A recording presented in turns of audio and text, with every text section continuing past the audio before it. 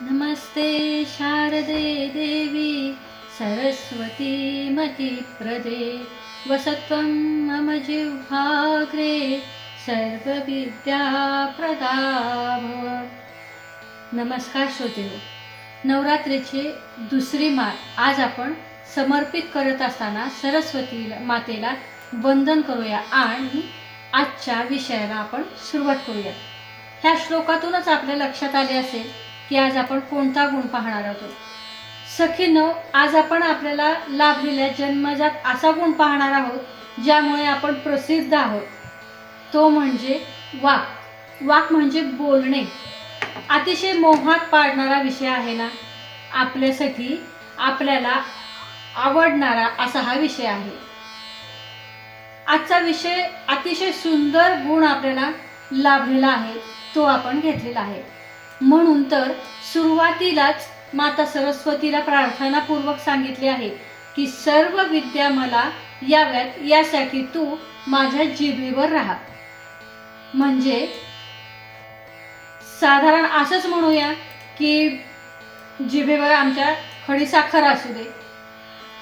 आम्हा महिलांचा जीव की प्राण असणारा हा विषय आहे। यासाठी फार वेगळे प्रयत्न करावे लागतात का? तर नक्कीच नाही। आम्ही असेही जन्मल्यानंतर काही महिन्यांनी घरातील आई बाबा इतर सदस्यांकडून ऐकून ऐकून बोलायला शिकतो। मग या एवढ्या साध्या गुणाचा खास विचार कशासाठी करायचा, असा प्रश्न नक्की तुम्हाला पडणार, यात शंकाच नाही। तुमचे म्हणणे बरोबर आहे, तरीही आज या गुणाचा सखोल विचार करण्याची गरज आली आहे। प्रिय वाक्य प्रदानेन सर्वे तुपयंती जन्महा तस्यात तद्वैत वक्तव्यम वचने का दरिद्रता। म्हणजे मधुर सुंदर लाघवी प्रिय अशा बोलण्याने सर्व जीव संतुष्ट होतात, म्हणून नेहमी प्रिय बोलावे। बोलण्यात आपल्या दरिद्रता म्हणजे आपल्या बोलण्यात उणेधुणे नसावे। महत्वाचे म्हणजे काय, योग्य ते बोलण्यात कंजूशी करू नये।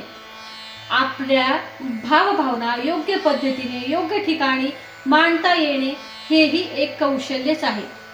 आणि हे कौशल्य किंवा कला आम्हाला महिला म्हणून जन्मजात मिळालेली आहे। आता एक छोटीशी आपल्याला गंमत बघायची का? बघा, दैनंदिन जीवनातला आपला अनुभव आहे। आपल्या घरातील मुलांना जर आपल्या वडिलांना एखादी गोष्ट सांगायची असेल किंवा काही मागायचं असेल तर ते त्यांच्याकडे थेट जातात का? मग काय करतात? तर ते त्यांच्या बहिणीला किंवा आईला त्यांचे म्हणणे वडिलांपर्यंत पोचवायला सांगतात। याचे कारण म्हणजे त्यांच्या बहिणीजवळ किंवा आईजवळ एखादी गोष्ट समजवून सांगण्याची, याही पुढे जाऊन पटवून देण्याची हातोटीच असते। आहे ना खरे? सगळ्यांनी हा अनुभव घेतलेला आहे, एकदा तरी घेतलेलाच आहे। अहो, आम्ही महिला या बाबतीत एवढ्या तरबेज किंवा कुशल आहोत ना की सत्यवानाच्या सावित्रीची गोष्ट सर्वश्रुत आहे, सर्वांना ठाऊकच आहे। तिने स्वतः थेट मृत्यूदेव यमधर्माला आपले म्हणणे पटवून दिले आणि त्याच्याबरोबर बोलता बोलता तिने आपल्या पतीचे प्राण परत मिळवलेले आहेत। किती ताकद आहे पहा या आपल्या वाणीची।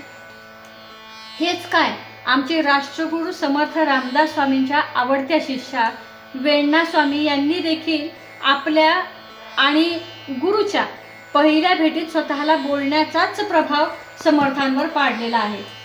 समर्थांची आणि वेण्णा स्वामींची पहिली भेट अतिशय सुंदर संवादांची आहे। समर्थ भिक्षा मागायला आलेले असतात, दारात उभारून भिक्षा मागतात। वेणू नाथांचा भागवत वाचत बसलेली असते आणि समर्थ तिला विचारतात, ती काय वाचत आहेस? तेव्हा वेणू नमस्कार करून त्यांना सांगते, मी नाथांचा भागवत वाचते। समर्थ प्रतिप्रश्न करतात, समजते का काही यातील?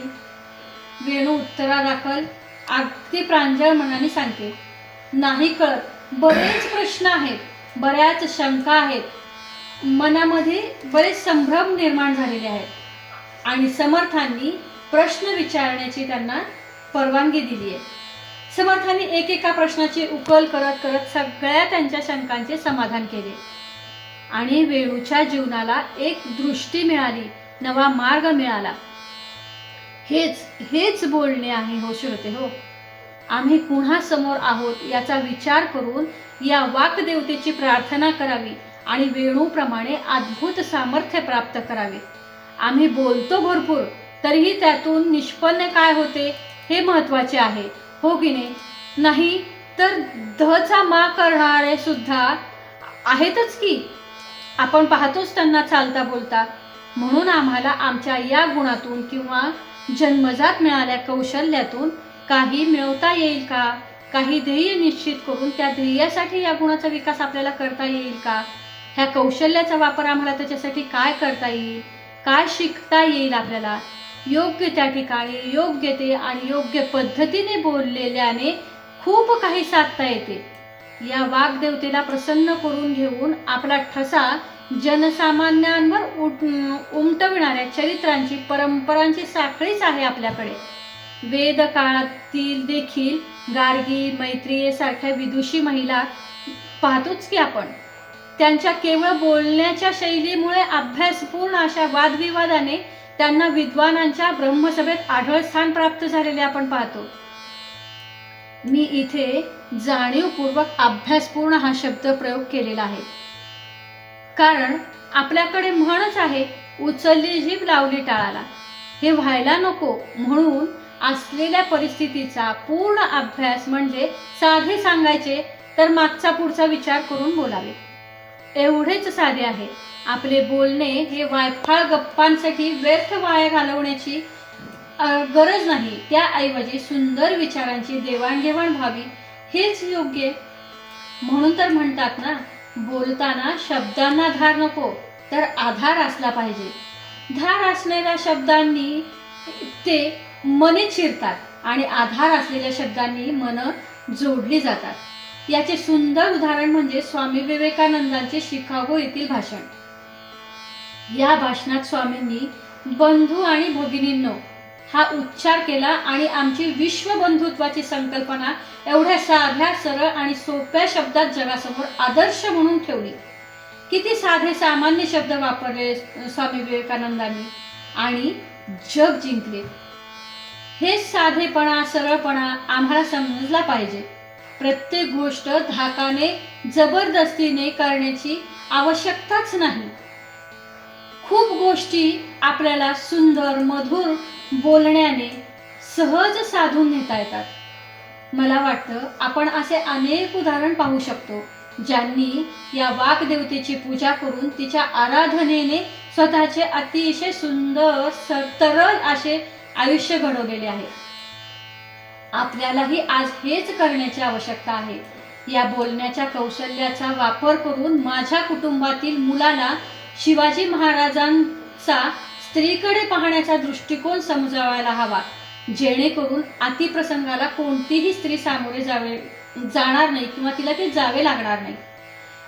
मुलींना आपली संस्कृती, परंपरा याची योग्य समज द्यावी लागेल, जेणेकरून लव जिहाद सारख्या गोष्टींना ती बळी पडणार नाही.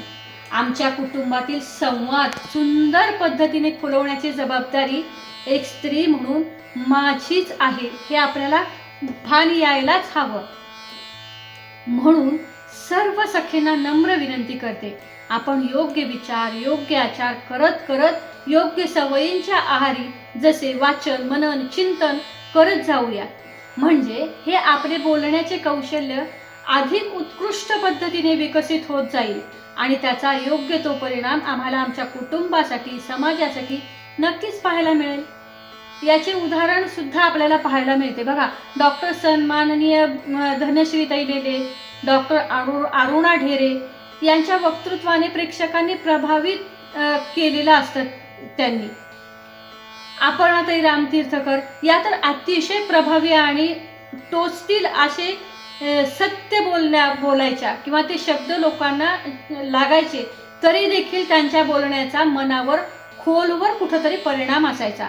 या सर्व जणांनी जन्मजात मिळालेल्या वाक म्हणजे बोलणे या देणगीला यथायोग्य खुलवले आणि समाजासाठी समर्पित केलेले आपल्याला पाहायला मिळते.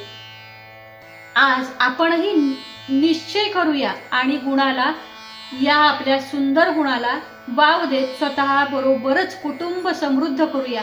आजची ही वाणी रूपी माळ सरस्वतीच्या जगदंबेच्या चरणी समर्पित करून या वाणीला मधुरतेचा स्पर्श देण्याची प्रार्थना करते आणि माझ्या वाणीला विराम देते. धन्यवाद.